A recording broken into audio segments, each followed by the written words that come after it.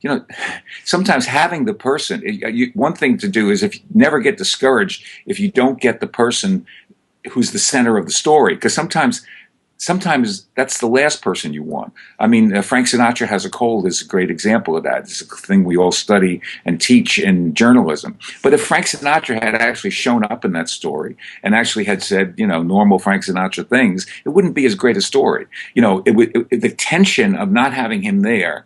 And I have a friend named John Alter who wrote a book. He's got a second one coming out about Barack Obama. And he wrote about his first year in office.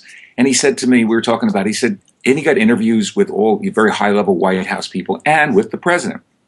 And he said, I did these interviews with Obama. He says, I knew I had to do them because I'd go on these talk shows to promote the book, and they'd say, how many interviews did you have with the president? And he'd have to say 7 or 4, and that's how he would be judged. And if he said none, they'd think, oh, this is a second-rate book.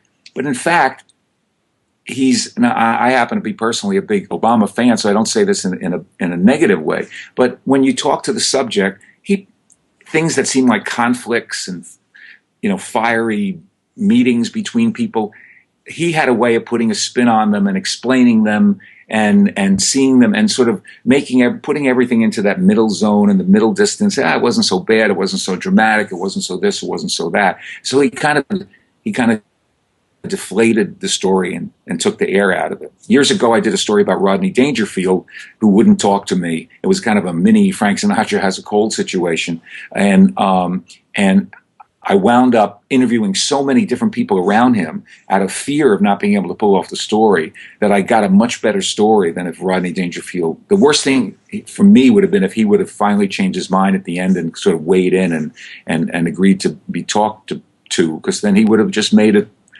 a more of an average, normal piece, and I think it was a better piece than that. And I often think that my personal opinion is that Gates Elise left Frank Sinatra out of the piece, didn't because he's obviously got so much access to Frank Sinatra and his people, and that he left him out of the piece on purpose because he saw it would be a better piece, a more tense and dramatic piece without Frank Sinatra's voice in it.